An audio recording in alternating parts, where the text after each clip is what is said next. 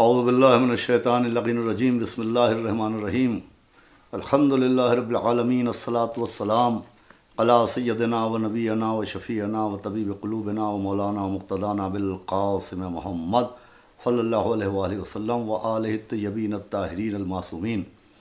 حضرات مومنین و ناظرین السلام علیکم۔ عباس موسوی چینل کی جانب سے میں عباس رشاد نقوی اس وقت جس غرض و غایت سے آپ کے سامنے حاضر ہوا ہوں وہ غرض و غایت یہ ہے کہ ابھی چند روز قبل میرے ایک عزیز دوست نے ایک ویڈیو کلپ مجھے ارسال کی، جس میں ایک صاحب جو ظاہراً مسلک اہل سنت سے تعلق رکھتے ہیں، ان کا نام غالباً جاوید عاقب ہے، انہوں نے ہمارے مسلک یعنی شیعیان جناب امیر المومنین علیہ الصلوۃ والسلام سے 5 سوالات کے جوابات طلب کیے ہیں۔ اول تو انہوں نے اپنی اس کلپ میں جو عنوان قرار دیا ہے اس میں شیعوں پر 5 اعتراضات ہیں، لیکن جوابات پہنچنے سے پہلے انہوں نے اس ویڈیو کلپ کے اوپر ایک جملہ یہ بھی تحریر کیا ہے کہ شیعوں کی بولتی بند۔ کتنی قابل تصدیق بات ہے کہ جوابات کے آنے سے پہلے ہی انہوں نے نتیجہ نکالنے کے بعد اپنی جھوٹی جیت کا جشن منانا شروع کر دیا، حالانکہ ان کو شاید یہ اندازہ نہیں ہے کہ شیعوں کی بولتی بند کرنے کے لیے کم سے کم ایک ابن زیاد چاہیے جو سولی پر چڑھائے اور فضائل علی بیان کرنے والوں کی زبان قلم کرے، تب جا کے ان کا دلی ارمان پورا ہو سکتا ہے۔ خیر، وقت کو ضائع کیے بغیر انہوں نے جو اعتراضات کیے ہیں اس میں پہلا اعتراض یہ ہے کہ جب مولائے متقیان جناب امیر المومنین حضرت علی ابن ابی طالب علیہ الصلوۃ والسلام چوتھی خلافت کی مسند کے اوپر فائز ہوئے، وہ آپ کے ذریعے خلافت کو زینت ملی، تو شیعہ اذان اور کلمے کو انہوں نے جاری کیوں نہیں کیا؟ موصوف کے پوچھنے کا مقصد یہ ہے کہ اگر علی ولی اللہ جائز ہے اور علی ولی اللہ اذان کا حصہ ہے تو مولائے متقیان نے خود اپنے دور خلافت میں جب ان کے ہاتھ میں اقتدار تھا تو ان کے دور میں اذان میں علی ولی اللہ اور کلمے میں علی ولی اللہ کے اجرا کیوں نہیں کیا گیا؟ تو پہلے تو میں یہ عرض کروں گا کہ یہ ثبوت آپ کو دینا چاہیے کہ مولائے کائنات کے دور خلافت میں نہ کسی شخص نے یعنی کسی شیعہ نے اذان میں علی ولی اللہ کہا اور نہ کسی نے کلمے میں علی ولی اللہ پڑھا، اس لیے کہ تاریخ میں کہیں یہ ثبوت نہیں ملتے کہ مولائے کائنات کے دور میں شیعیان جناب امیر المومنین اذان میں علی ولی اللہ نہیں کہتے تھے یا کلمے میں علی ولی اللہ نہیں پڑھتے تھے۔ اس کا ثبوت تو تاریخ میں نہیں ملتا ہے۔ ہاں، یہ ثبوت تاریخ میں ملتے ہیں کہ اشہد ان علی ولی اللہ یعنی مولائے متقیان کی ولایت کی گواہی کا آغاز اسی وقت سے ہو گیا جس وقت پیغمبر اسلام نے مینان غدیر میں من کنت مولا ہو فہذا علی مولا کے اس جملے کے ذریعے حکم خدا سے مولا علی کی ولایت کا اعلان کیا۔ چنانچہ خود موصوف کے مسلک یعنی اہل سنت علماء نے اس حقیقت کو اپنی کتابوں میں درج کیا ہے۔ صدیوں پہلے ایک محدث و محقق گزرے ہیں جن کا نام نامی جناب عبداللہ مراغی مصری ہے، ان کی کتاب الصلافہ فی امر خلافہ میں 2 روایتیں ہیں جن کو میں پیش کر رہا ہوں، غور سے سنیں اور اپنے سوال کا جواب حاصل کریں۔ حضرت عبداللہ مراغی مصری لکھتے ہیں کہ سلمان فارسی شہادت رسالت کے بعد شہادت ولایت علی علیہ السلام زمانہ رسالت ماب میں اپنی اذان میں کہتے تھے۔ پس یہ اذان سن کر ایک شخص سرکار رسالت ماب کے پاس آیا، وہ کہنے لگا آج میں ایسی بات سن کر آیا ہوں جو اس سے پہلے نہیں سنی۔ حضور نے پوچھا وہ کیا ہے؟ تو اس شخص نے کہا کہ سلمان فارسی آپ کی رسالت کی گواہی کے بعد ولایت علی کی گواہی دے رہے ہیں۔ حضور نے ارشاد فرمایا تو نے بڑی اچھی بات سنی ہے۔ یہ روایت عبداللہ مراغی خود ایک محقق اور محدث اہل سنت ہیں جنہوں نے اپنی کتاب میں درج کی، جس سے ثابت ہے کہ خود پیغمبر اسلام کی حیات میں جناب سلمان فارسی نے اذان میں مولا علی کی ولایت کی گواہی دی۔ یہی عبداللہ مراغی اپنی اسی کتاب میں تحریر کرتے ہیں کہ ایک اور شخص خدمت رسالت مآب میں آیا اور کہا کہ یا رسول اللہ ابو ذر آپ کی رسالت کی گواہی کے بعد اذان میں علی کی ولایت کی گواہی دے رہے ہیں، وہ کہہ رہے ہیں اشہد ان علی ولی اللہ۔ تو سرکار یعنی رسالت مآب صلی اللہ علیہ وآلہ وسلم نے ارشاد فرمایا کہ تم نے میرا قول غدیر خم میں من کنت مولا ہو فہذا علی مولا نہیں سنا یا تم بھول گئے؟ دیکھیے، عبداللہ مراغی عالم اہل سنت ہیں، انہوں نے اپنی کتاب میں 2 روایتیں جناب سلمان فارسی اور جناب ابو ذر غفاری جیسے صحابیوں کے حوالے سے درج کی ہے کہ ان لوگوں نے خود پیغمبر اسلام کی موجودگی میں ان کی حیات میں اذان میں اشہد ان علی ولی اللہ کہا، تو اگر اشہد ان علی ولی اللہ کہنا فقط شیعت ہے اور یہ اذان میں اضافہ ہے، تو پیغمبر اسلام نے اس کی مدح کیوں فرمائی اور اس کی ممانعت کیوں نہیں فرمائی؟ اس کے علاوہ ایک اور عالم اہل سنت جن کا نام امام ابواللیث ہروی ہے، اور انہوں نے ایک روایت درج کی ہے جو فاروقی شریعت نام کی کتاب میں موجود ہے۔ وہ لکھتے ہیں کہ امام ابواللیث ہروی لکھتے ہیں کہ رسول خدا کی حیات میں 6 مہینے کی مدت میں اور پھر 9 مہینے کے اندر اندر یہ فصل یعنی شہادت ثالثہ اشہد ان علی ولی اللہ 5 دفعہ کیے جانے کا اتفاق ہوا۔ وہاں سے راضیوں کو یہ موقع ملا کہ وہ الفاظ کو اذان و اقامت میں کہتے ہیں اور یہ نہیں جانتے کہ ان الفاظ کو کہنے کا حکم منسوخ ہو گیا ہے، اس لیے بڑے بڑے شیخوں نے اپنی خلافتوں کے دور میں ان الفاظ کو بھی کہنے نہیں دیا، بلکہ اگر کوئی شخص بھی ان الفاظ کو اذان و اقامت میں کہتا تھا تو حضرت فاروق اس کو ادب سکھانے کے لیے بڑی سختی سے پکڑتے تھے۔ یہ فاروقی شریعت میں امام ابواللیث ہروی کا قول درج کیا گیا۔ اس سے بھی یہ ثابت ہے کہ 5 ہی مرتبہ صحیح، لیکن حیات پیغمبر اسلام میں اشہد ان علی ولی اللہ اذان میں کہا جاتا تھا۔ خود پیغمبر اسلام نے اذان میں اشہد ان علی ولی اللہ کو نہیں روکا، بلکہ وہ لکھتے ہیں کہ بڑے بڑے شیخوں نے اس کو کہنے سے منع کیا۔ میری گزارش یہ ہے کہ اب آپ کو ہم سے ثبوت مانگنے کا حق نہیں رہتا، آپ کو یہ پوچھنے کا حق نہیں رہتا کہ مولا علی نے اپنے دور خلافت میں اذان میں علی ولی اللہ اور کلمے میں علی ولی اللہ کا جاری کیوں نہیں کیا۔ آپ کو تحقیق یہ کرنا چاہیے، پوچھنا یہ چاہیے کہ آخر وہ کلمہ اور وہ اذان میں علی ولی اللہ کی گواہی جو حیات پیغمبر میں دی گئی، آخر جن افراد نے روکا کس دلیل سے روکا ہے؟ آپ خود فیصلہ کریں کہ آپ پیغمبر اسلام کی سیرت پر عمل کرنا چاہتے ہیں یا غیر معصوم کی شریعت کے اوپر چلنا چاہتے ہیں۔ اس کے بعد اگر بالفرض محال یہ مان بھی لیا جائے کہ مولا کائنات علیہ الصلوۃ والسلام، میں عرض کر رہا ہوں حل اس کے ثبوت ملتے ہیں، اشہد ان علی ولی اللہ تمام شیعیان جناب امیر المومنین اذانوں میں بھی کہتے تھے، دور خلافت جناب امیر المومنین میں وہ کلمہ ہی پڑھتے تھے۔ ساری جنگ تو اسی اشہد ان علی ولی اللہ کی وجہ سے ہوئی ہے۔ اگر اشہد ان علی ولی اللہ جاری و ساری نہیں تھا تو واقعہ کربلا کیوں نمودار ہوا ہے؟ واقعہ کربلا میں مولا حسین علیہ الصلوۃ والسلام کی شہادت کا سبب ہی اشہد ان علی ولی اللہ سے عداوت تھا۔ خیر، لیکن اگر بفرض محال یہ مان بھی لیا جائے کہ مولا کائنات نے اپنی دور خلافت میں اذان میں اور کلمے میں اشہد ان علی ولی اللہ کے کلمے کو جاری و ساری نہیں کیا، تو یہ بھی اشہد ان علی ولی اللہ کے غیر اسلامی یا غلط ہونے کا ثبوت نہیں ملے گا۔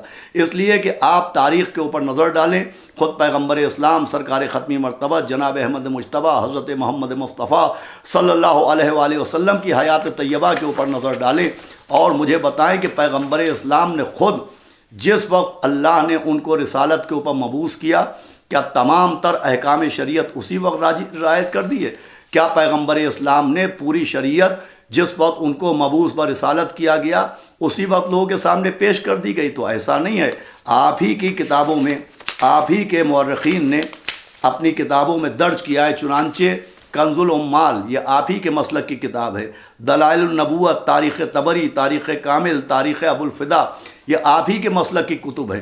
اس میں جس وقت پیغمبر اسلام پر آیت انذار عشیرہ نازل ہوئی، یعنی پیغمبر کو اللہ نے حکم دیا کہ اب آپ اپنے رشتہ داروں کو بلائیں اور دعوت اسلام کا اہتمام کریں، تبلیغ اسلام کا آغاز کریں، تو ان اہل سنت علماء نے اپنی کتابوں میں لکھا ہے کہ پیغمبر اسلام نے مولا علی علیہ السلام سے فرمایا کہ اے علی، اللہ نے مجھے حکم دیا ہے کہ میں اپنے رشتہ داروں تک تبلیغ اسلام پہنچاؤں اور دعوت اسلام ان کو دوں، لیکن قوم کا مزاج دیکھ کے، حالات دیکھ کے، لوگوں کی دشمنی دیکھ کے میں نے اس میں تھوڑی سی تاخیر کی، اور جب میں نے تاخیر کی تو اللہ نے جبریل کے ذریعے سے مجھے سختی سے حکم دیا ہے کہ میں اب تبلیغ اسلام کا آغاز کر دوں، یعنی اعلان وحدت و اعلان رسالت کو جاری کر دوں۔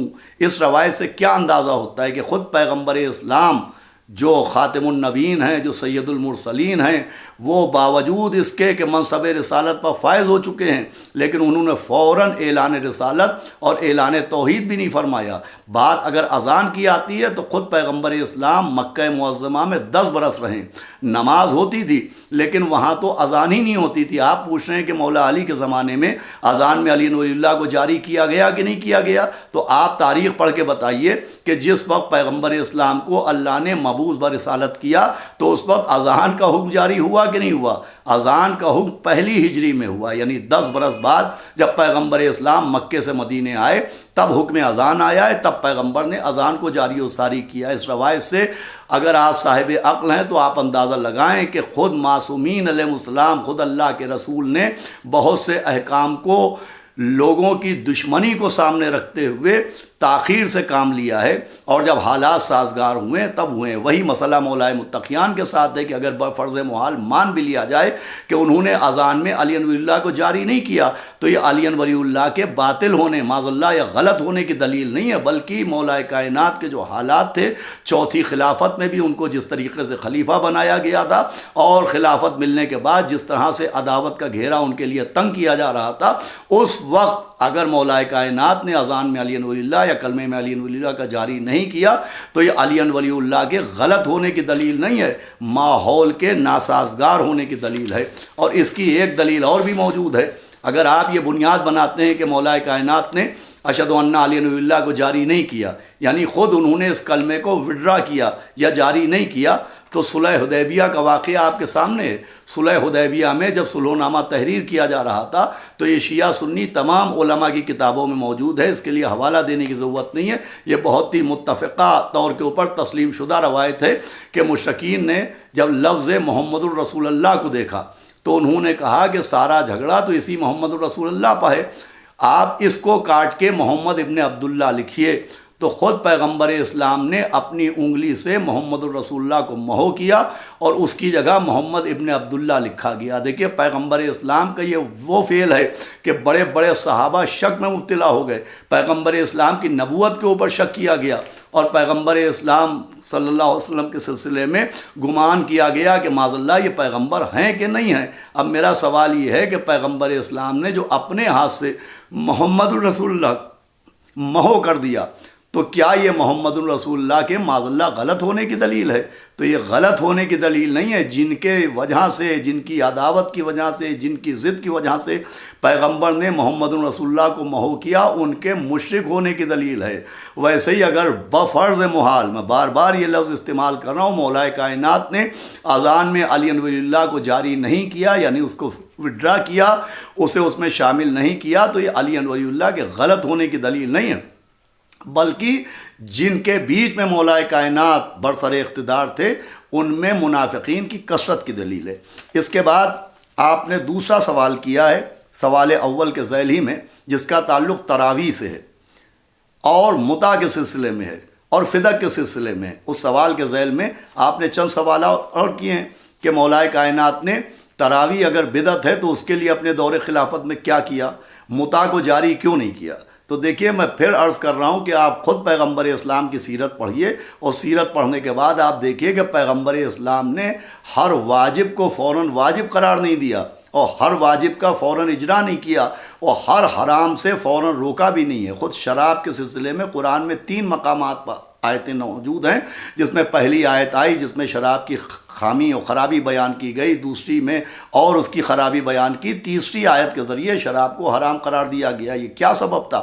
سبب یہ تھا کہ وہ افراد جو شراب کے عادی ہو چکے تھے، اگر فوراً شراب کو حرام قرار دے دیا جاتا تو بغاوت کا خطرہ تھا۔ اسی طریقے سے مولائک متقیان اگر تراویح کے سلسلے میں اور متع کے سلسلے میں فوراً اس کو حرام قرار دے دیتے تو وہی خوف جو پیغمبر اسلام کو تھا، وہی خطرہ جو حیات پیغمبر میں تھا، وہی خطرہ یہاں کے اوپر نمودار بھی ہو جاتا۔ اچھا، اس کے سلسلے میں آپ کی خدمت میں عرض کروں کہ یہ آپ کی کم علمی ہے، آپ کے مطالعے کی کمی ہے کہ آپ یہ سمجھ رہے ہیں کہ مولا کائنات نے تراویح کو تسلیم کر لیا اور تراویح برحق ہے، مولا کائنات نے متع کو بھی حرام قرار دے دیا گیا تھا، اس کو حرام ہی رکھا۔ یہ آپ کی کم علمی ہے، چونکہ آپ نے سوال مولا متقیان کے سلسلے میں کیا ہے، لہٰذا میں مناسب سمجھتا ہوں کہ خود مولا کائنات کے ایک خطبے کے کچھ حصے آپ کی خدمت میں پیش کروں جس میں آپ کے سوال کا باقاعدہ جواب موجود ہے۔ آپ نے پوچھا ہے کہ مولا کائنات نے اگر تراویح بدعت تھی تو اس کے اوپر پابندی کیوں نہیں لگائی، فدق اولاد فاطمہ کو واپس کیوں نہیں کر دیا،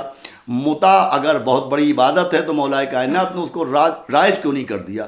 تو اس خطبے کو سنیں، یہ خطبہ روضہ کافی میں موجود ہے، اور ہمارے بہت بڑے محقق علامہ مرتضیٰ عسکری صاحب نے اپنی کتاب میں درج کیا، جس کا ترجمہ علامہ ذیشان حیدر جوادی صاحب علیہ اللہ مقامہ نے خطائے اجتہادی کی کرشمہ سازیوں میں کیا ہے۔ اس خطبے کو میں پورا نہ بیان کر کے، اس لیے کہ اس میں جو اپنے مطلب کی بات ہے وہی بیان کروں گا تاکہ بہت زیادہ وقت نہ لیا جائے، کہ مولا متقیان فرماتے ہیں، ابتدا یہاں سے کرتے ہیں کہ فتنوں کی ابتدا چند خواہشات اور بدعتی احکام سے ہوتی ہے جنہیں لوگ اختیار کر لیتے ہیں، اور ان کے ذریعے حکم خدا کی مخالفت کی جاتی ہے، اور لوگ ایک دوسرے پر مسلط کر دیے جاتے ہیں کہ اگر حق خالص رہ جاتا تب بھی کوئی اختلاف نہ ہوتا، اور اگر باطل خالص رہ جاتا تو بھی صاحبان حق پہ مخفی نہ رہتا۔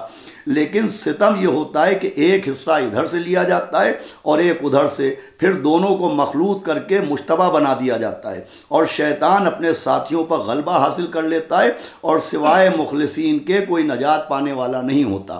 اس کا مطلب یہ ہے کہ مولا کائنات فرما رہے ہیں کہ فتنے کس طرح سے شروع ہوتے ہیں اور بدعتوں کو کس طرح سے رائج کیا جاتا ہے۔ آگے بڑھ کے اس خطبے میں مولا کائنات اب وہ آپ کے سوالات جو ہیں کہ مولا کائنات نے تراویح کے اوپر پابندی کیوں نہیں لگائی، یا متع کو رائج کیوں نہیں کیا، یا فدق اولاد فاطمہ کو کیوں نہیں دے دیا، اس کا جواب خود مولا علی کی زبان سے سنیں۔ آپ فرماتے ہیں کہ سوچو، اگر میں مقام ابراہیم کو پلٹا کر اس جگہ لے جاؤں جہاں عہد رسول میں تھا، اگر میں فدق کو وارثان فاطمہ کے حوالے کر دوں، دیکھیے لفظ بہت واضح ہے، اگر میں فدق کو وارثان فاطمہ کے حوالے کر دوں، بیچ میں دیگر بدعتوں کے بعد پھر مولا متقیان فرماتے ہیں کہ اگر میں عطایا کے دفتر پھاڑ کر پھینک دوں اور رسول اکرم کی طرح مساویانہ تقسیم شروع کر دوں، اگر میں زمینی پیدائش کو نظر انداز کر کے رسول اکرم کے دور کے مطابق کر دوں، اگر شادیوں کا نظام وہی جو پیغمبر اسلام کے دور میں تھا اس کو رائج کر دوں، اگر میں خمس کے فریضے کو صحیح انداز سے رائج کر دوں، اگر میں مسجد رسول کو اصلی حالت میں پلٹا دوں اور نئے دروازوں کو بند کر کے پرانے دروازوں کو کھول دوں، اگر میں موزے پہ مسا کو حرام کر دوں، اگر میں نویز پینے پہ حج جاری کرنا شروع کر دوں، اگر میں حج تمتع اور متع کو حلال کر دوں، اگر میں جنازے کی تکبیریں 5 کر دوں، اگر میں بسم اللہ کو بلند آواز سے پڑھنے کے لیے جبر کروں، اگر میں مسجد سے ان لوگوں کو باہر نکال دوں جو رسول اکرم کے دور میں داخل نہیں ہو سکتے تھے، اگر میں لوگوں کو حکم قرآن پر آمادہ کر کے طلاق کو مطابق سنت کر دوں، اگر میں صدقات کو اس کے اصناف و حدود کے مطابق تقسیم کر دوں، اگر میں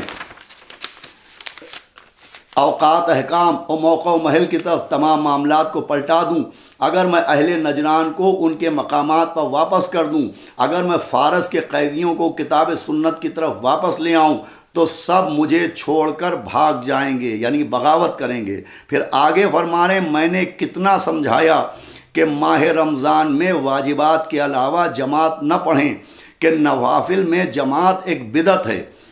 کیا فرما رہے ہیں مولا کہ نوافل میں جماعت ایک بدعت ہے، لیکن میرے ساتھ کے فوجیوں ہی نے شور مچا دیا کہ مسلمانوں سنت خلیفہ دوم بدلی جا رہی ہے اور ہمیں ماہ رمضان میں تراویح سے روکا جا رہا ہے، یہاں تک کہ میں نے دیکھا کہ اب لشکر میرے ہی خلاف ہنگامہ کرنے جا رہا ہے۔ میں نے تو اس امت میں سوائے افتراق اور حکام کی اطاعت کے کچھ نہیں دیکھا۔ دیکھیں اس خطبے میں آپ کے تمام سوالات کے جوابات بھی موجود ہیں، اور مولا کائنات کے دور خلافت میں ان کے پہلے کے ادوار کے ذریعے جو بدعتیں پھیلائی گئی تھی ان کا بھی ذکر ہے۔ خود مولا کائنات اس خطبے کے ذریعے فرما رہے ہیں کہ تراویح بدعت ہے، متع کو میں جائز کرنا چاہتا ہوں، فدق کو میں اولاد فاطمہ کو لوٹانا چاہتا ہوں، لیکن کیوں نہیں لوٹا رہے ہیں؟ کہ خود جن لوگوں نے ان کے ہاتھ پہ بیعت کی تھی ان کی بغاوت کا خطرہ تھا، ایک نئے فتنے کا آغاز ہو جاتا۔ آپ دیکھیے وہ لوگ جنہوں نے بیعت کی تھی انہوں نے خلیفہ بلا فصل مان کے بیعت نہیں کی تھی، انہوں نے غدیر کے حکم کے مطابق بیعت نہیں کی تھی۔ مولا کائنات کے جن افراد کی طرف اشارہ کر رہے ہیں وہ ان افراد کی طرف اشارہ کر رہے ہیں جنہوں نے ان کو چوتھا خلیفہ تسلیم کیا ہے، ان کی طرف یہ اشارہ نہیں جنہوں نے خلیفہ بلا فصل مانا ہے۔ تو اس خطبے سے بالکل بات واضح ہو رہی ہے کہ حالات اس طریقے کے تھے کہ اگر مولا کائنات اسی وقت تمام بدعتوں کے اوپر پابندی لگا دیتے اور پیغمبر اسلام کی جو مکمل سنت تھی اس کو رائج کر دیتے تو بغاوت شروع ہو جاتی. اور مولا کائنات سے چونکہ پیغمبر اسلام وصیت کر چکے تھے کہ ملت اسلامیہ میں اور اسلام میں کوئی رخنا نہ پہنچنے پائے، اس کے تحت مولا کائنات نے بہت سے امور میں تاخیر فرمائی.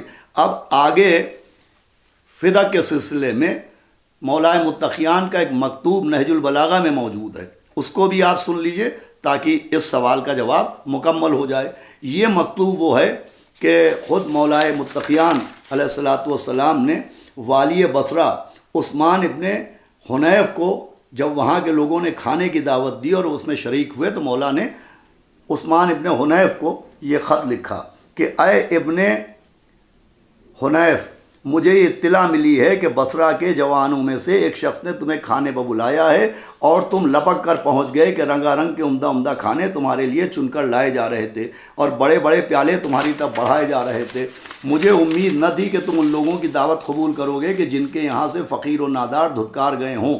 اس کے بعد آگے فرماتے فرماتے مولا کائنات فرما رہے ہیں کہ بے شک اس آسمان کے سائے تلے لے دے کر ایک فدق ہمارے ہاتھوں میں تھا، اس پر بھی کچھ لوگوں کے منہ سے رال ٹپکی اور دوسرے فریق نے اس کے جانے کی پرواہ نہ کی، اور بہترین فیصلہ کرنے والا اللہ ہے.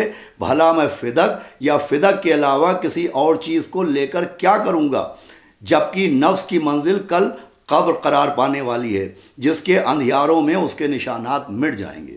دیکھیے، ایک تو مولا کائنات کا وہ خطبہ جو روضہ کافی کے حوالے سے وہ بھی میں نے پیش کر دیا، اور یہ مکتوب نمبر 45 نہج البلاغہ میں یہ بھی میں نے پیش کر دیا. اس سے بھی فدق حق اہل بیت ہے یہ بھی ثابت ہو رہا ہے، اور خود مولا کائنات کی زمانی فدق کو غصب کیا گیا یہ بھی ثابت ہو رہا ہے.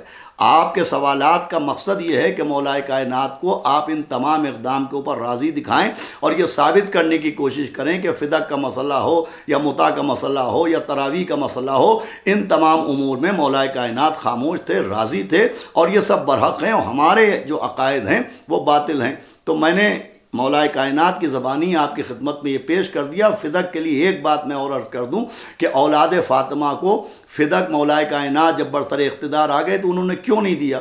تو سوال یہ ہے کہ وہ فدق اس وقت خلافت کے ہاتھ میں رہ کہاں گیا تھا. دیکھیے، پہلی دوسری خلافت میں فدق کو گورنمنٹ کی سرکاری پراپرٹی بنایا گیا تھا، خلافت کی پراپرٹی، مگر تیسرے خلیفہ نے، خود آپ ہی کے علماء نے کتابوں میں لکھا ہے کہ تیسرے خلیفہ نے فدق کی جائیداد مروان کو دے دی. وہ مروان جس پہ پیغمبر اسلام نے لعنت کی تھی اور مدینے سے نکال دیا تھا، خود اس پر تیسرے خلیفہ نے رشتہ داری کی بنیاد پر فدق اس کو دے دیا تھا. تو سوال یہ ہے کہ جب وہ حکومت جس کے تخت پہ مولا علی علیہ الصلوۃ والسلام فائز ہوئے ہیں تو اس حکومت کے پاس فدق رہی کہاں گیا تھا جو دیتے؟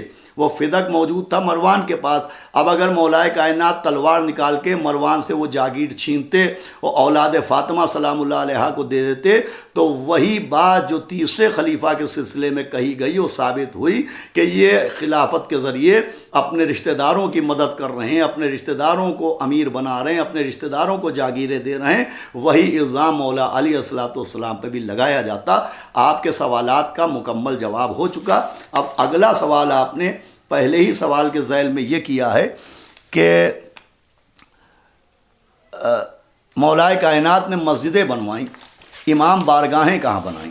تو آپ امام بارگاہ سے پہلے اندازہ لگائیں کہ امام بارگاہ کسے کہا جاتا ہے. تو امام بارگاہ اس میں عزا خانے یا امام باڑے خود امام کا گھر ہوتے ہیں، وہ امام کی پراپرٹی بنا دیے جاتے ہیں، ان کو امام سے نسبت دے دی جاتی ہے، ان کی تعظیم کی جاتی ہے. تو امام بارگاہ اسے کہتے ہیں جس کی نسبت امام سے ہو. خود مولا کائنات الگ سے امام بارگاہ بنا کے کیا کرتے کہ خود ان کا گھر ہی امام بارگاہ تھا. بھئی امام بارگاہ اسی کو کہتے ہیں جس میں امام ہوتا ہے، اور مولا کائنات کے گھر میں تو اس وقت تین امام موجود تھے. خود مولا علی امام ہے وہ موجود، امام حسن امام ہے وہ موجود، امام حسین امام ہے وہ موجود. تو وہ خود امام بارگاہ تھی. مولا علی کا گھر امام بارگاہ تھی، اور ایسی امام بارگاہ تھی کہ قرآن مجید کے سورہ نور کی آیت نمبر آپ 36 پڑھیں، جس آیت میں اعلان ہو رہا ہے کہ وہ گھر جس میں جو اللہ کی اجازت سے بلند کیے گئے ہیں اور جس میں اللہ کا ذکر ہوتا ہے، اللہ کی تسبیح ہوتی ہے، اللہ کے ذکر کو بلند کیا جاتا ہے، سورہ نور کی 36ویں آیت ہے. پیغمبر اسلام نے خود آپ کے علماء میں جلال الدین سیوطی نے در منصور میں لکھا ہے، وہ آپ ہی کے مسلک کی کتاب شواہد تنزیل میں بھی ہے، اور روح المعانی میں بھی اس کی تفسیر موجود ہے کہ جب یہ آیت نازل ہوئی اور پیغمبر نے ان گھروں کا ذکر کیا جن میں اللہ کی تسبیح اور اللہ کا ذکر ہوتا ہے اور ذکر کو بلند کیا جاتا ہے، تو لوگوں نے پوچھا یہ ان گھروں سے کون سے گھر مراد ہیں؟ تو پیغمبر نے فرمایا کہ ان گھروں سے انبیاء کے گھر مراد ہیں۔ چنانچہ اس موقع کے اوپر پہلے خلیفہ نے پیغمبر اسلام سے مولا علی اور بی بی سیدہ کے گھر کی طرف اشارہ کر کے کہا کہ کیا یہ گھر بھی انہی گھروں میں ہے جس کی تعظیم کا حکم دیا گیا ہے؟ تو پیغمبر اسلام نے فرمایا کہ ہاں، مگر یہ گھر ان گھروں سے بھی افضل و اعلیٰ ہے۔ اب آپ اندازہ لگائیں کہ قرآن کی روشنی میں مولا علی اور بی بی فاطمہ کا گھر انبیاء کے گھر سے افضل قرار دیا جا رہا ہے، اس کی تعظیم و تکریم کا حکم دیا جا رہا ہے، تو مولائے کائنات کا گھر ہی امام بارگاہ ہے۔ آپ کہاں پریشان ہو رہے ہیں؟ آج بھی لوگ جب جاتے ہیں زیارات کے لیے اور شہر کوفہ جاتے ہیں تو جہاں مسجد کوفہ کی زیارت کرتے ہیں وہاں مولا علی کے گھر کی زیارت کرتے ہیں، وہ بھی امام بارگاہ ہے۔ میں سمجھتا ہوں کہ آپ کے پہلے سوال کے تمام تر جوابات دیے جا چکے۔ اب آپ کا دوسرا سوال ہے، اس سوال میں بھی بہت سے سوالات ہیں، جس کا خلاصہ یہ ہے کہ شیعوں کا یہ نظریہ ہے کہ جب پیغمبر سے کاغذ و قلم مانگا گیا تو کچھ صحابہ نے پیغمبر کی شان میں گستاخی کی۔ شیعوں کا یہ نظریہ ہے کہ مولا علی کا حق خلافت چھین لیا گیا۔ شیعوں کا یہ نظریہ ہے کہ جناب سیدہ پر ظلم و ستم کیا گیا۔ شیعوں کا یہ نظریہ ہے کہ پیغمبر اسلام کے بعد بہت سے افراد مرتد ہو گئے تھے۔ شیعوں کا یہ نظریہ ہے کہ جناب سیدہ کا گھر جلایا گیا۔ تو اول تو میں عرض کروں گا کہ آپ اپنے عدم مطالعہ کے اوپر غور کیجئے، اپنی کم علمی کے اوپر نگاہ ڈالیے۔ یہ شیعوں کا نظریہ نہیں ہے، یہ خود آپ کے جید علماء نے اپنی بڑی بڑی کتابوں میں تحریر کیا ہے۔ چنانچہ یہ جو کاغذ و قلم والا مسئلہ ہے، اس کاغذ و قلم پیغمبر نے جب مانگا اور پیغمبر کی شان میں گستاخی کی گئی تو یہ شیعوں کا نظریہ نہیں ہے۔ خود آپ کے یہاں کی معتبر ترین کتب میں صحیح مسلم کی ایک روایت ہے جو میں پیش کرتا ہوں کہ صحیح مسلم میں حضرت ابن عباس سے مروی ہے کہ جناب رسول خدا کا جب وقت احتضار ہوا تو دولت قدع نبوت میں حضرت عمر ابن خطاب اور دیگر اصحاب مجتمع تھے۔ رسول مقبول نے ارشاد فرمایا کہ آویں تمہارے لیے کچھ بطور وصیت لکھ دوں تاکہ میرے بعد تم گمراہ نہ ہو۔ تو حضرت عمر بولے کہ پیغمبر صاحب غلبہ مرض کی وجہ سے ایسا کہہ رہے ہیں۔ یہ صحیح مسلم کی روایت ہے کہ پیغمبر معاذ اللہ غلبہ مرض کی وجہ سے ایسا کہہ رہے ہیں، تمہارے پاس قرآن موجود ہے اور وہی ہمارے لیے کافی ہے۔ اس بات پر حاضرین جلسہ میں اختلاف ہوا۔ بعض یہ کہتے کہ رسول اللہ کے حکم کی تعمیل کرنا ضروری ہے تاکہ حضرت جو کچھ چاہیں تمہارے لیے تحریر کر دیں، اور بعض حضرت عمر کے ہم زبان تھے۔ جب اس بات پر بہت شور و اختلاف ہونے لگا تو جناب رسالت مآب نے فرمایا کہ میرے پاس سے ہٹ جاؤ۔ دیکھیے آپ کا سوال یہ ہے کہ جب پیغمبر سے کاغذ و قلم مانگا گیا اور صحابہ نے گستاخی کی، شیعوں کا نظریہ ہے، تو مولا علی کیا کر رہے تھے؟ تو اس روایت میں موجود ہے کہ بعض حضرات نے یہ کہا کہ انہیں کاغذ و قلم دیا جائے، تو ان بعض حضرات میں مولا علی بھی موجود تھے۔ اچھا، اب یہاں کے اوپر یہ سوال پوچھنے کی ضرورت ہی نہیں ہے کہ اس موقع پر مولا علی نے کیا کیا۔ خود دیکھیے پیغمبر اسلام نے کیا کیا۔ صحیح مسلم میں ہے کہ جب گستاخی کی گئی تو آپ نے فرمایا کہ میرے پاس سے ہٹ جاؤ۔ آپ پیغمبر اسلام کا عمل دیکھیں، پیغمبر اسلام نے ان کی اس گستاخی کو اپنی آنکھوں سے نہیں لگایا، بلکہ فرمایا میرے پاس سے ہٹ جاؤ، میرے پاس سے دور ہو جاؤ۔ پیغمبر اسلام نے خود اعلان برات کیا ہے۔ اچھا، علامہ شہرستانی یہ بھی آپ ہی کے عالم کتاب الملل والنحل میں لکھتے ہیں کہ پہلا تنازع و اختلاف جو رسول مقبول کے زمانے مرض میں واقع ہوا وہ تھا جس کو بخاری نے کتاب صحیح میں اپنی اسناد کے ساتھ عبداللہ ابن عباس سے یوں روایت کی ہے کہ جب رسول اللہ کے مرض موت میں زیادتی ہوئی تو حضرت نے فرمایا کہ مجھے دعوت و کاغذ دو تاکہ تمہارے لیے ایک نوشتہ لکھ دوں جس کی وجہ سے تم میرے بعد گمراہ نہ ہو۔ یہ سن کر حضرت عمر نے کہا کہ پیغمبر صاحب غلبہ مرض کی وجہ سے ایسا کہتے ہیں، ہمارے لیے کتاب خدا کافی ہے۔ چنانچہ جب اس بات پر شور و غل ہوا تو حضرت نے فرمایا کہ میرے پاس سے ہٹ جاؤ۔ یہ بھی آپ ہی کی کتاب ہے کہ جب کاغذ و قلم پیغمبر نے مانگا اور ان کو غلبہ مرض کا بہانہ بنا کے کاغذ و قلم دینے سے انکار کیا گیا تو پیغمبر نے خود کہا میرے پاس سے ہٹ جاؤ۔ یہ کوئی معمولی بات نہیں۔ اگر کسی شخص کو پیغمبر اپنی مذہب سے بھگا رہے ہیں، ہٹا رہے ہیں، تو یہ کوئی معمولی بات نہیں ہے، سوچنے کی بات ہے۔ اب یہاں کے اوپر اس بات کی گنجائش ہی نہیں کہ مولا علی کیا کر رہے تھے۔ ارے جب پیغمبر اسلام ایک حکم دے رہے ہیں تو اب پیغمبر اسلام کے اس حکم کے بعد مولا کائنات کے لیے سوال کرنا میں سمجھتا ہوں خلاف عقل و خلاف تاریخ ہے۔ اس کے بعد دوسرا سوال آپ نے یہ کیا ہے کہ جب لوگ پیغمبر اسلام کا جنازہ چھوڑ کے چلے گئے تو مولا کائنات کیا کر رہے تھے، اور آپ نے کہا شیعوں کا نظریہ، تو یہ بھی آپ کی کم علمی ہے، یہ شیعوں کا نظریہ نہیں ہے، یہ خود آپ کے علماء نے کتابوں میں لکھا ہے۔ چنانچہ کنز العمال میں یہ روایت موجود ہے جس کو میں آپ کے سامنے پیش کر رہا ہوں کہ کنز العمال میں عروہ سے علامہ علی متقی صاحب جو آپ کے فرقے کے بہت ہی معتبر عالم ہیں، وہ لکھتے ہیں کہ پیغمبر صاحب کے دفن کے وقت حضرت ابو بکر و حضرت عمر موجود نہ تھے۔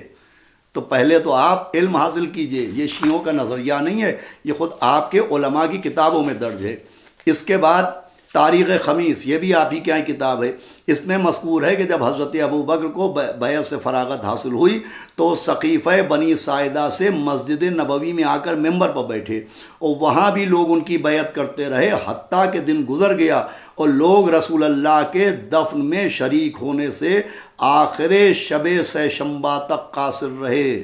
یہ خود آپ کی کتابوں میں لکھا ہے، یہ شیعوں کا نظریہ نہیں ہے۔ اب یہ کہ مولا کائنات اس موقع پر کیا کر رہے تھے تو اس کو بھی آپ سنتے چلیے، اور اس روایت میں آپ کے اس سوال کے ذیل میں جو اور سوال کیے گئے ان کا بھی جواب موجود ہے کہ جب مولا علی کا حق تھا اور یہ حق چھنا تو انہوں نے کیا کیا۔ تو آپ تاثر یہ دینا چاہ رہے ہیں کہ مولا کائنات ان تمام معاملات پر، ان تمام مظالم پہ خاموش تھے۔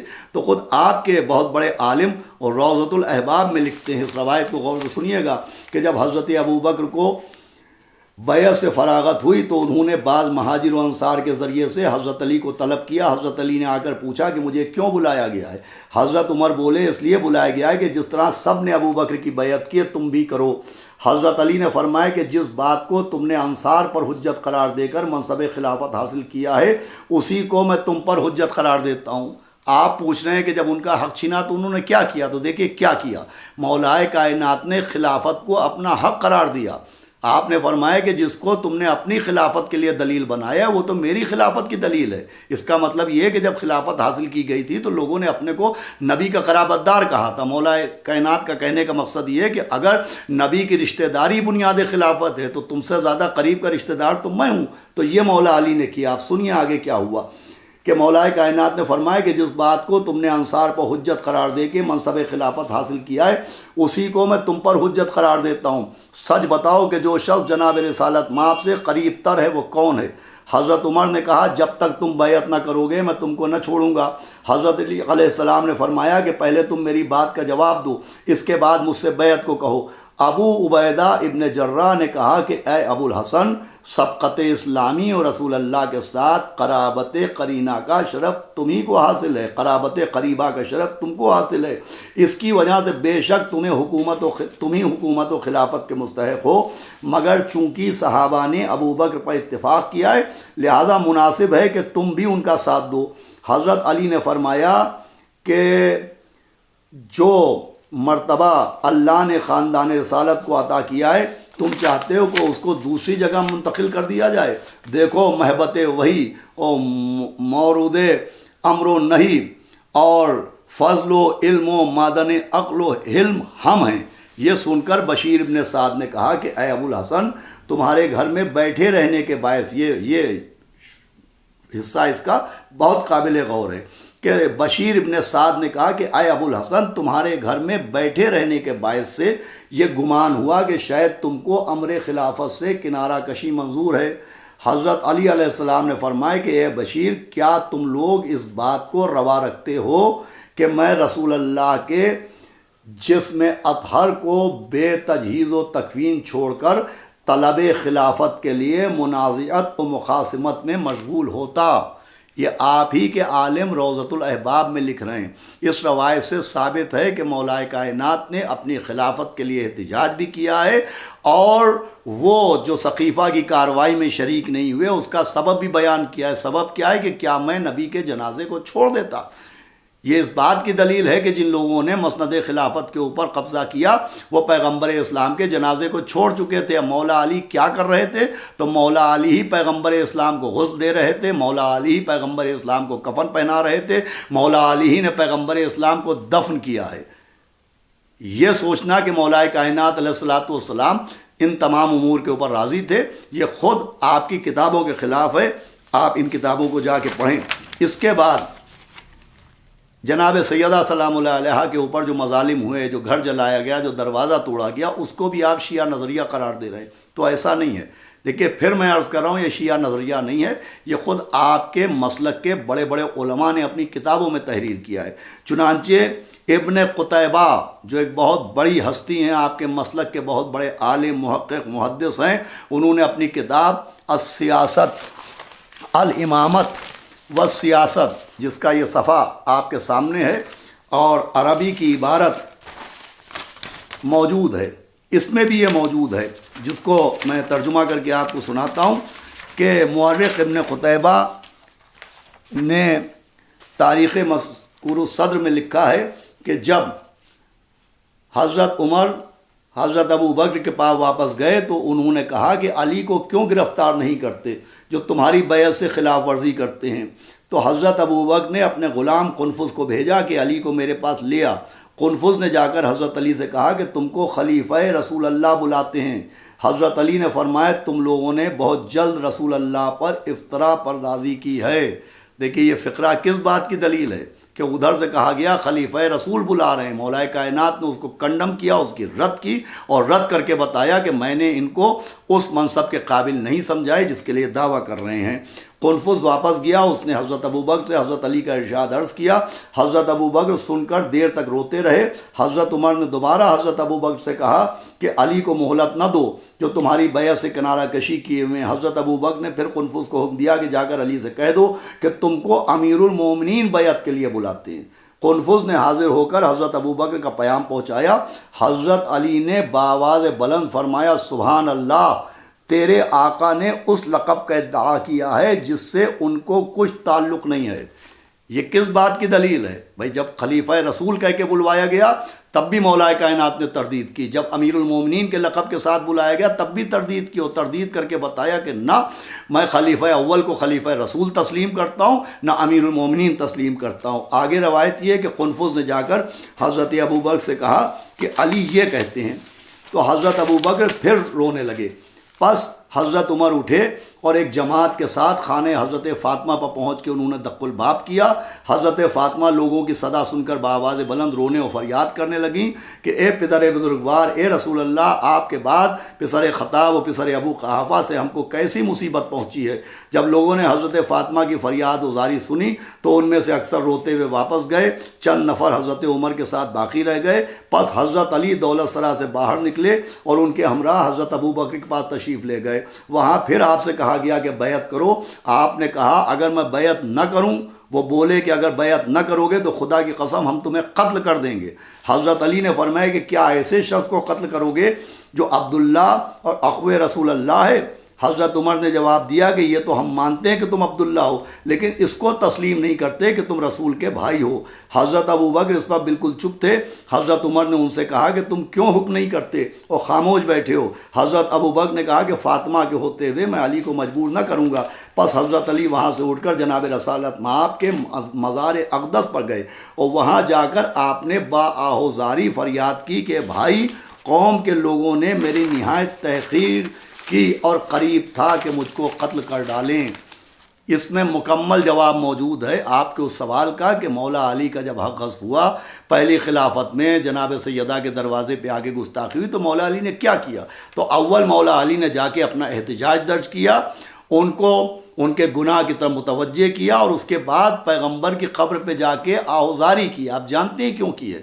یہ اس لیے کی ہے کہ قرآن میں یہ واقعہ موجود ہے کہ جب حضرت موسیٰ تورات کے لیے کوہ طور پر گئے اور 40 دن کے بعد واپس آئے تو ان کی قوم، ان کے وصی اور ان کے جانشین حضرت ہارون کو چھوڑ چکی تھی، اور ان کو وصی جناب موسیٰ اور خلیفہ جناب موسیٰ ماننے سے انکار کر چکی تھی، اور سارا معاشرہ بگڑ چکا تھا، سب لوگ شرک کی طرف جا چکے تھے۔ تو حضرت موسیٰ نے حضرت ہارون سے سختی کے ساتھ پوچھا کہ تم نے یہ تمہارے ہوتے ہوئے یہ کیا ہو گیا؟ تو حضرت ہارون نے کہا کہ اس قوم نے مجھے کمزور کر دیا تھا اور قریب تھا کہ مجھے قتل کر ڈالیں۔ اب دیکھیے پیغمبر کی حدیث آپ کی کتابوں میں موجود ہے کہ مولا کائنات کے لیے پیغمبر اسلام نے فرمایا کہ علی تم کو مجھ سے وہی منزلت حاصل ہے جو ہارون کو موسیٰ سے تھی، یعنی مولا کائنات جناب ہارون کی مثال تھے۔ تو جو عمل حضرت ہارون نے اپنی وراثت و اپنی وصایت اور اپنی خلافت کے انکار کے بعد جو رویہ حضرت ہارون نے اختیار کیا وہی مولا کائنات نے اختیار کیا، اور پیغمبر کی قبر کے اوپر جا کے وہی آیت قرآنی پڑھی جو حضرت ہارون نے حضرت موسیٰ کے سامنے پڑھی تھی۔ اس سے ثابت ہے کہ مولا کائنات ہرگز راضی نہیں تھے۔ اس میں آپ کے سوال کا جواب ہے کہ مولا کائنات کیا کر رہے تھے، تو اپنی کتابوں کی روایت میں پڑھیے کہ کیا کر رہے تھے۔ اس کے آگے اب منزل آتی ہے جناب سیدہ سلام اللہ علیہا کے اوپر جو دروازہ گرایا گیا اور جو آگ لگائی گئی، تو یہ بھی آپ ہی کی کتابوں میں موجود ہے، جس میں نے عرض کیا کہ یہ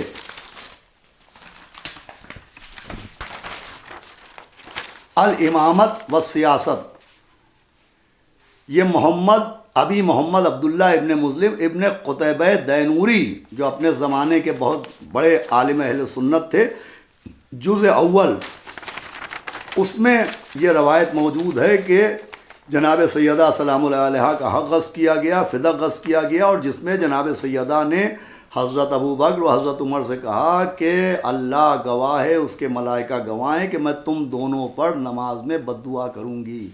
یہ بھی آپ ہی کی کتابوں میں موجود ہے، خود آپ جا کے ملاحظہ فرمائیں۔ جناب سیدہ کا گھر جلانے کا واقعہ آپ کی کتابوں میں موجود ہے، اسی الامامت و سیاست میں پورا واقعہ موجود ہے۔ اب یہ کہ اگر آپ یہ پوچھنا چاہ رہے ہیں کہ مولا کائنات نے تلوار کیوں نہیں نکالی، مولا کائنات نے اتنے مظالم ہونے کے بعد لوگوں کا سر قلم کیوں نہیں کر دیا؟ وہ فاتح خیبر تھے، وہ حیدر کرار تھے، ان کے ہاتھوں میں خیبر کا دروازہ اکھاڑنے کی طاقت تھی۔ تو اس کے لیے آپ کتب کا مطالعہ کیجئے۔ پیغمبر اسلام نے مولا کائنات کو وسیع قرار دیا، جو آپ کی کتابوں سے ثابت۔ تو وسیع اسے کہتے ہیں جس سے وصیت کی جائے، صرف جس سے وصیت کی جائے اس کو وسیع نہیں کہتے ہیں، جو وصیت کے اوپر عمل کرے اس کو بھی وسیع کہتے ہیں۔ اسی لیے ہم جب مولا کائنات کی گواہی دیتے ہیں تو اشہد ان علی ولی اللہ کے ساتھ گواہی دیتے ہیں کہ وسیع رسول اللہ، کہ وہ اللہ کے رسول کے وسیع بھی ہیں۔ یہ مولا کائنات نے جو صبر اختیار کیا، جو تلوار نہیں نکالی، یہ ظالموں سے راضی ہونے کی دلیل نہیں ہے، خود مولا متقیان جناب امیر المومنین حضرت علی بن ابی طالب علیہ السلام کے وسیع رسول ہونے کی دلیل ہے۔ اس کے بعد آپ نے ایک افسانے کی طرف ذکر کیا ہے، جسے عقد ام کلثوم کا افسانہ کہا جاتا ہے۔ تو میں عرض کروں کہ آپ نے ہماری ایک کتاب کا حوالہ دیا ہے، تو ہماری جتنی بھی کتب ہیں، وہ علامہ مجلسی کتابیں ہوں، شیخ کلینی کتابیں ہوں، شیخ صدوق کی کتابیں ہوں، کسی کتاب کو اول تا آخر ہمارے علماء نے مستند قرار ہی نہیں دیا ہے۔ ہمارے علماء نے جمع روایات کا کام کیا ہے کہ جتنی بھی روایات محمد و آل محمد کے سلسلے ملی ہیں ان کو جمع کر دیا ہے، کسی بھی روایت کو مستند قرار نہیں دیا ہے۔ تو ایک تو آپ کو کسی روایت کو مستند بنانے کا حق نہیں ہے، دوسرے خود آپ کی کتابوں میں اس افسانہ عقد ام کلثوم کی جو حقیقت ہے اس کو میں پیش کر رہا ہوں۔ دیکھیے تاریخ خمیس کی ایک عبارت ہے، اور اس عبارت کو سہم مسموم فی جواب نکاح ام کلثوم میں علامہ غلام حسین صاحب نجفی نے، جن کا تعلق لاہور سے تھا، انہوں نے درج کیا ہے۔ وہ روایت یہ ہے کہ اور ام کلثوم جناب ابو بکر کی بیٹیوں میں سے چھوٹی لڑکی تھی، اس کی ماں نصرانیہ تھی، ابو بکر اپنی موت پر اسے حاملہ چھوڑ گئے تھے، پس ام کلثوم ابو بکر کی وفات کے بعد پیدا ہوئی، اور جب وہ بڑی ہوئی تو عائشہ سے عمر ابن خطاب نے رشتہ مانگا۔ عائشہ نے عمر کے پیغام کو قبول فرمایا اور ام کلثوم بنت علی سے رشتہ پسند کیا، پس عائشہ نے کوئی ہیلا سازی کی اور عمر اس رشتے سے باز آ گئے۔ دیکھیے اس عبارت کے ذریعے آپ اندازہ لگائیں کہ اس عبارت میں کس چالاکی کے ساتھ کام کیا گیا ہے۔ اس سے ثابت ہے کہ ام کلثوم فقط جناب امیر المومنین کی شہزادی کا نام نہیں تھا، ان کی بیٹی کا نام نہیں تھا۔ ام کلثوم نام کی اور بھی بہت سی خواتین موجود تھیں، جس میں حضرت ابو بکر کی ایک بیٹی ام کلثوم بنت ابی بکر تھیں، جو محمد ابن ابی بکر کی بہن تھیں، اور ظاہر سی بات ہے کہ یہ عائشہ کی بہن تھیں۔ چنانچہ ان سے رشتہ مانگنے کے لیے عمر ابن خطاب آئے، مگر ام کلثوم بنت ابو بکر سے بھی عمر ابن خطاب کا عقد نہیں ہوا۔ وہ ام کلثوم جن سے عمر کے عقد کا ذکر وابستہ ہے، وہ دراصل ابو بکر کی بیٹی ہے۔ اس کا تیسرا ثبوت بھی آپ ہی کے عالم علامہ ابن ابی الحدید معتزلی نے اپنی شرح میں لکھا ہے کہ عمر نے بنت ابی بکر کا عائشہ سے رشتہ مانگا۔ عائشہ نے کا قبول کرنا خود ام کلثوم کے ہاتھ میں ہے۔ پس ام کلثوم نے کہا مجھے عمر کے رشتے میں خواہش و چاہت نہیں ہے۔ عائشہ نے کہا افسوس ہے تیرے لیے، تو امیر المومنین سے بے رغبتی کرتی ہے۔ دیکھیے اس روایت سے بھی کیا ثابت ہو رہا ہے کہ ام کلثوم بنت ابی بکر بھی ان سے عقد کو راضی نہیں تھیں۔ اب آپ اندازہ لگائیے، جب ان کے دوست کی بیٹی ان سے عقد کو راضی نہیں ہوئی تو جناب ام کلثوم بنت امیر المومنین کے لیے تصور کرنا گناہ عظیم ہے کہ وہ اپنی ماں کے قاتل سے عقد کے لیے راضی ہو جائیں۔ اب وہ ام کلثوم کون تھیں جن سے عمر کی شادی ہوئی؟ تو اسابہ فی تمیز الصحابہ آپ ہی کیا ہی کتاب ہے، اس کتاب میں موجود ہے کہ حضرت عمر کی ایک زوجہ کا نام ام کلثوم بنت جردل تھا، جن سے ایک بیٹے زید ابن عمر پیدا ہوئے۔ یہ عداوت جناب امیر المومنین و حق پر پردہ ڈالنے کے لیے لوگوں کو اشتباہ دیا گیا کہ معاذ اللہ مولا کائنات کی صاحبزادی سے ان کا عقد ہوا ہے۔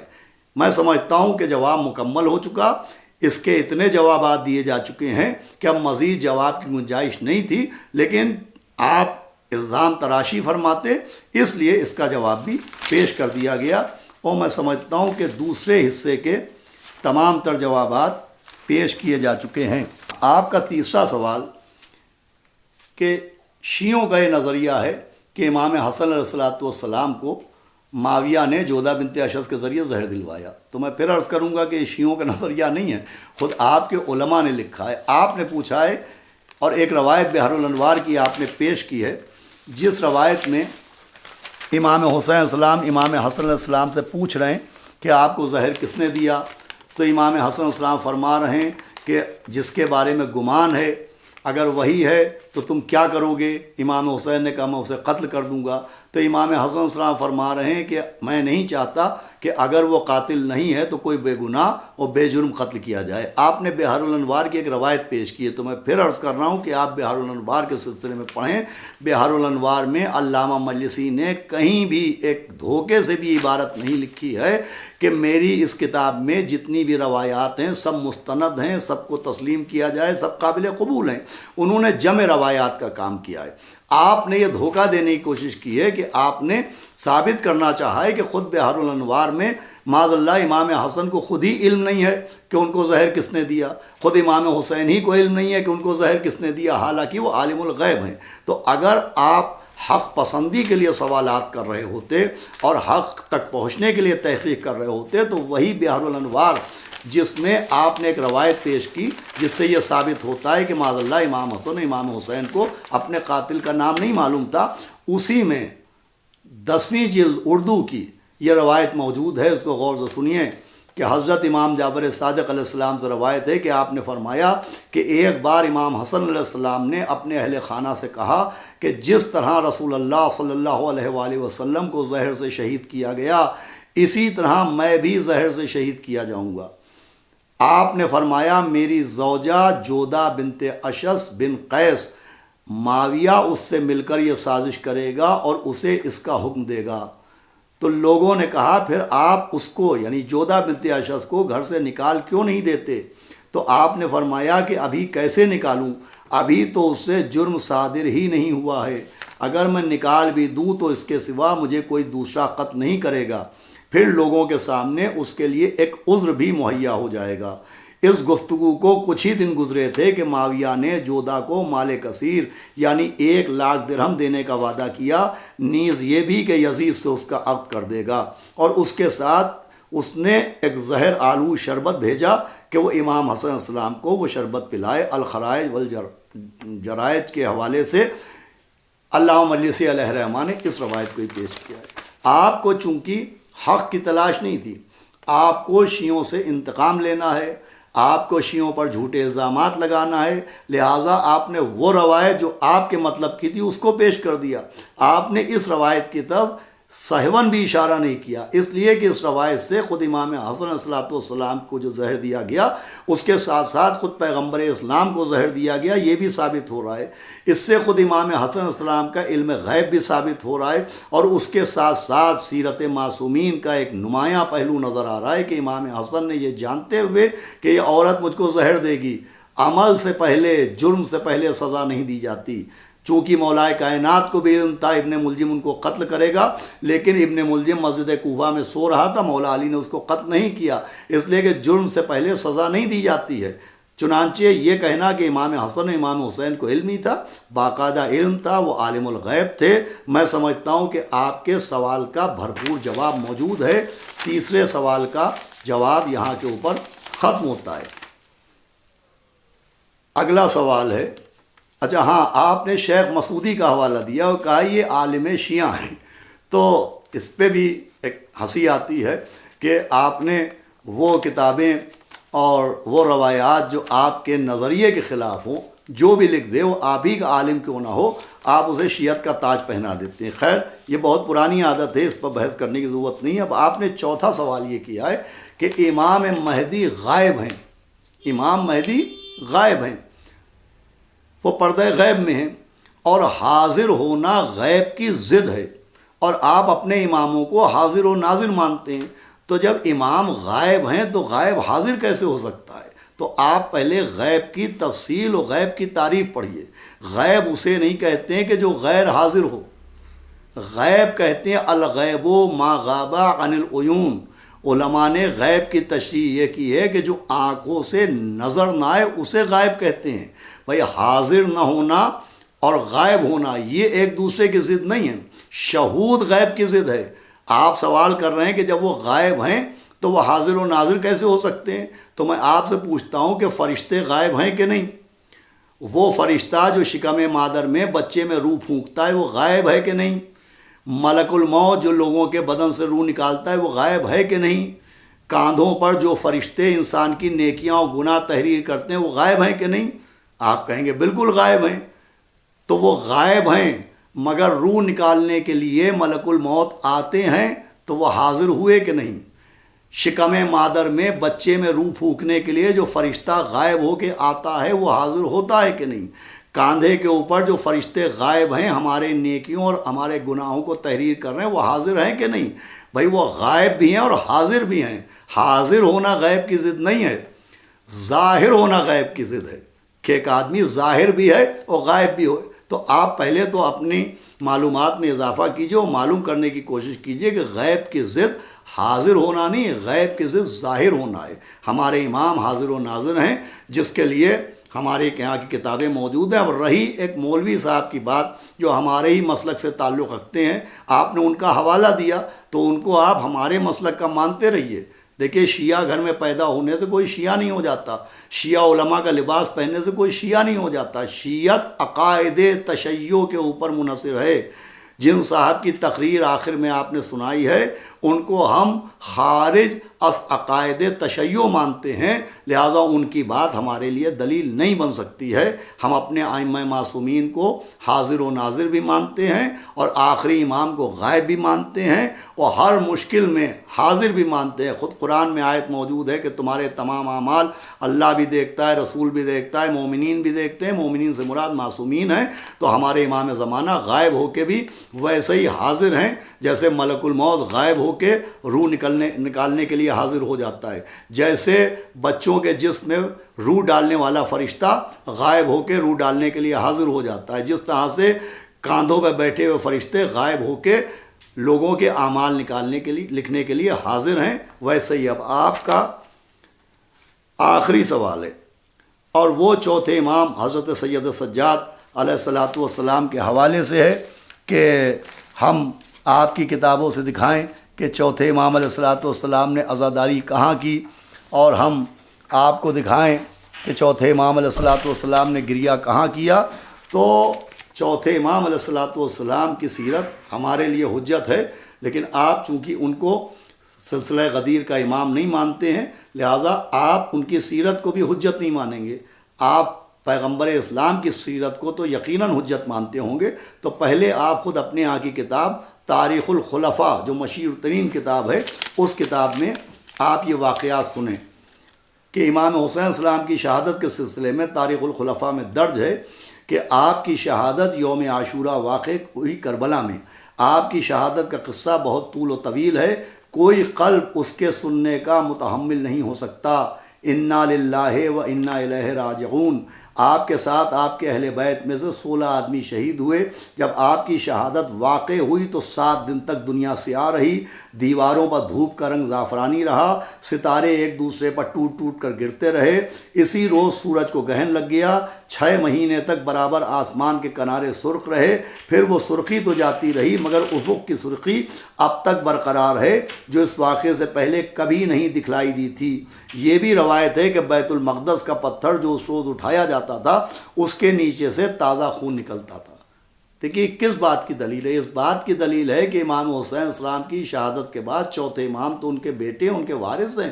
خود اللہ نے امام حسین السلام کے غم میں پوری دنیا کو غمگین کیا، آسمان رویا، 7 دن تک دنیا سیاہ رہی۔ آپ لباس کی بات کرتے ہیں، اللہ نے 7 روز تک امام حسین کے غم میں دنیا کو لباس رنگ سیاہ پہنایا ہے۔ اب پیغمبر اسلام صلی اللہ علیہ وسلم کے سلسلے میں اسی تاریخ الخلفاء میں ہے کہ ترمذی میں جناب ام سلمہ سے روایت ہے کہ میں حضرت ام سلمہ کے پاس گئی، جناب سلمہ سے روایت ہے کہ میں حضرت ام سلمہ کے پاس گئی تو آپ کو روتے ہوئے دیکھا۔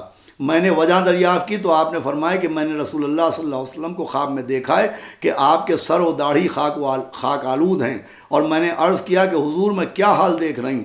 آپ نے فرمایا کہ میں شہادت حسین دیکھ کر آ رہا ہوں۔ خود پیغمبر اسلام کی سیرت کو تو آپ حجت مانیں گے؟ آپ کا سوال اگر اس غرض سے ہے کہ شیعہ جو عزاداری کرتے ہیں وہ غلط ہے، خلاف شریعت ہے، خلاف اسلام ہے، تو خود بانی اسلام، خود مبلغ شریعت، خود محافظ شریعت کے لیے یہ روایت آپ ہی کی کتاب میں موجود ہے کہ پیغمبر اسلام کے سر و داڑھی خاک آلود ہو رہے ہیں، پیغمبر اسلام غمگین ہیں۔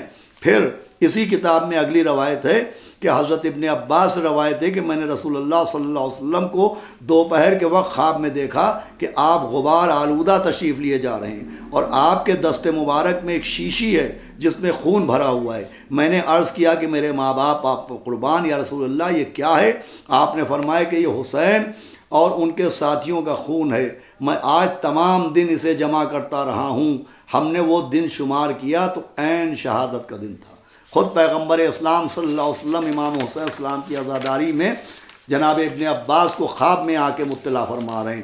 اب اس کے بعد مولانا شاہ عبد العزیز صاحب دہلوی نے سر الشہادتین میں ایک روایت لکھی، اس کو بھی سن لیجئے کہ جب یہ واقعہ شہادت واقع ہو گیا تب اس کا حال دیکھ کر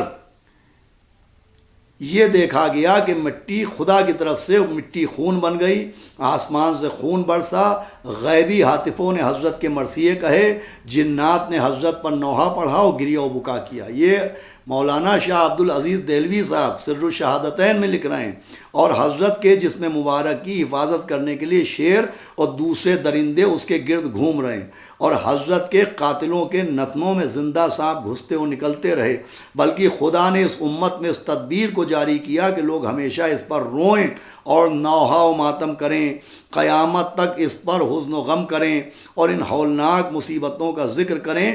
اس کی غرض بھی یہی ہے کہ اس کا اچھی طرح سے اشتہار ہوتا رہے۔ یعنی وہ لکھ رہے ہیں کہ خود اللہ نے یہ انتظام کیا کہ امام حسین کے غم میں لوگ روتے رہیں، امام حسین کے غم کو لوگ برپا کرتے رہیں تاکہ اس کا اشتہار ہوتا رہے۔ اس کے علاوہ چوتھے امام علیہ السلام کے سلسلے میں جو آپ نے سوال کیا ہے تو اس سوال کا جواب خود روضۃ الاحباب میں ہے۔ آپ پوچھ رہے ہیں کہ مدینے میں آ کے چوتھے امام نے سیاہ لباس کب پہنا اور مدینے میں 10 دن ماتم کہاں کیا؟ تو دیکھیے مدینہ تو ان کا وطن تھا، مدینہ تو ان کا گھر تھا، مدینے میں آنے کے بعد جو انہوں نے عزاداری برپا کی وہ کتابوں میں تفصیل سے چنانچہ ملتا ہے کہ جب آپ مدینے پہنچے ہیں تو آپ داخل مدینہ نہیں ہوئے بلکہ سیاہ رنگ کا خیمہ بنایا، اس کے چاروں طرف سیاہ رنگ کے علم لگائے، سیاہ لباس پہنے اور اس کے اوپر اہل مدینہ نے آپ کو تعزیت پیش کی۔ مدینے میں آپ مسلسل 40 برس تک گریا کرتے رہے، جب پانی دیکھتے تھے تو روتے تھے، جب بکرے کو ذبح ہوتے ہوئے دیکھتے تو روتے تھے۔ یہ تو مدینے کی بات ہے، آپ دربار یزید کے کو دیکھیے کہ روضۃ الاحباب سے میں یہ روایت ہے کہ امام زین اللبا علیہ السلام نے، امام زین العابدین علیہ السلام نے یزید سے کہا کہ یزید میرے باپ اور میرے اعزاء کے سر مجھے دے دے تاکہ ان کے بدن سے ملحق کر کے دفن کروں، اور مجھ کو زنان اہل بیت کو مدینے لے جانے دے کہ وہاں اپنے جد امجد کے روضے کی مجاورت اور اپنے پروردگار کی عبادت میں مشغول رہوں۔ نیز کل بروز جمعہ مجھے اس قدر موقع دے کہ ممبر پر جا کر خدا اور رسول کی مدح و نعت ادا کروں۔ یہ چوتھے امام یزید سے کہہ رہے ہیں کہ مجھے ممبر پہ جانے دے۔ یزید نے ان باتوں کو منظور کیا۔ جب دوسرا دن ہوا تو امام زین العابدین علیہ السلام نے ممبر پر جا کر ایسا فصیح و بلیغ خطبہ حمد و نعت پڑھا کہ لوگ متحیر ہو گئے، اور ایسے پر اثر طریقے سے اپنے مقاصد اور واض و بند بیان کیے کہ سنگ دل لوگوں کے دل بھی موم ہو گئے۔ بعد اس ارشاد کے کہ اے اہل شام، تم میں سے جو مجھے نہ جانتا ہو وہ جان لے کہ میں فرزند رسول مختار ہوں، میں فرزند سرور اخیار ہوں، میں فرزند سردار یثرب و بطحہ ہوں، میں فرزند شہسوار میدان حلطہ ہوں، میں سبط رسول حسن مجتبیٰ کا بھتیجا ہوں، نور دیدہ مصطفیٰ سرور سینہ مرتضیٰ مبتلا کرب و بلا حسین علیہ السلام شہید کربلا کا بیٹا ہوں۔ اتنا سننا تھا کہ اہل مجلس چیخ مار کر رونے لگے۔ ارے بھائی شیعہ رو رہے ہیں، آپ ان کی پیروی کیوں کریے گا؟ آپ خود دیکھیے یزیدی رو رہے ہیں، آپ کو پیروی تو اس کی کرنا چاہیے، خود یزیدی رو رہے ہیں۔ تو امام زین العابدین نے امامہ سر سے اتار کر پھینک دیا۔ آپ طریقہ ازا کے بارے میں پوچھ رہے تھے، یہ جو لوگ روز عاشورہ سر برہنہ رہتے ہیں، ہمارے علماء عاشور کے دن امامہ نہیں لگاتے، یہ چوتھے امام علیہ السلام کی سیرت ہے کہ دربار یزید میں آپ نے امامہ سر سے اتار پھینکا۔ یہ روضۃ الاحباب آپ کی کتاب میں، اور فرمایا کہ اے امامہ پھینک دیا۔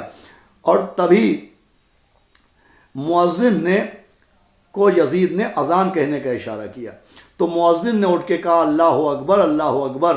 امام زین العابدین نے فرمایا کہ الحق کوئی شے اس کی شان سے بزرگ و برتر نہیں۔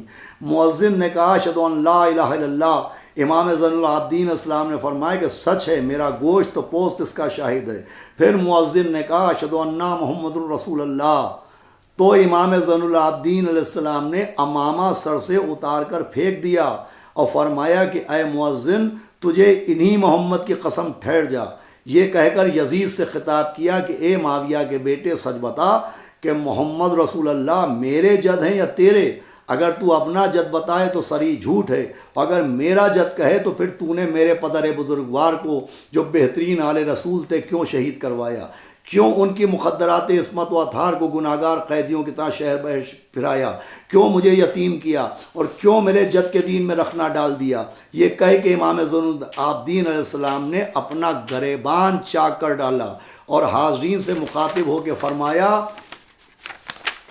کہ اس کے آگے کی عبارت اس میں درج نہیں ہے، بہرحال اس کا مفہوم بھی یہی ہے کہ آپ نے اپنے بابا کے مصائب اور اپنی مظلومی بیان کی۔ دیکھیے یہ آپ کے مورخ روضۃ الاحباب میں معتبر ترین کتاب میں لکھ رہے ہیں۔ اس روایت سے کیا ثابت ہو رہا ہے؟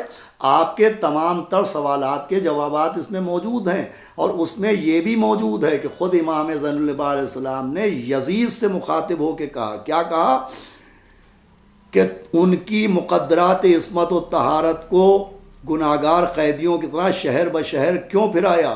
کیوں مجھے یتیم کیا؟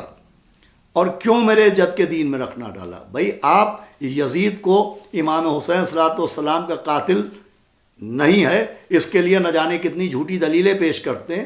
ارے قاتل کون ہے قاتل کون نہیں ہے امام زین العابدین سے زیادہ کوئی جانے گا۔ اور یزید کے منہ پہ چوتھے امام نے کہا تو نے مجھے یتیم کیوں کیا؟ اس سے یہ بھی ثابت ہوا کہ یزید ہی اصل قاتل امام حسین السلام ہے، اور اس موقع پر چوتھے امام نے اپنے سر کا امامہ اتار کے پھینکا اپنا گریبان چاک کر ڈالا۔ یہ ساری باتیں اس بات کی دلالت ہیں کہ آپ اپنے سوال کے ذریعے جو اشتباہ پیش کرنا چاہ رہے ہیں کہ چوتھے امام علیہ السلام نے معاذ اللہ نہ عزاداری کی ہے، نہ کالے کپڑے پہنے ہیں، نہ مدینے میں گریہوزاری کیا ہے، اور شیعہ حضرات جو کرتے ہیں وہ خود اپنے امام کے خلاف پڑھتے ہیں۔ میری گزارش یہ ہے کہ پہلے آپ اپنے مطالعے کو اور آگے بڑھائیں، علم حاصل کرنے کی کوشش کریں، الزام تراشیوں کے بجائے حق کے متلاشی بنیے۔ اگر آپ کی نیت صحیح ہوگی تو اللہ محمد و آل محمد علیہ السلام کے صدقے میں آپ کو حق کا راستہ یقیناً دکھائے گا۔ خدا حافظ والسلام۔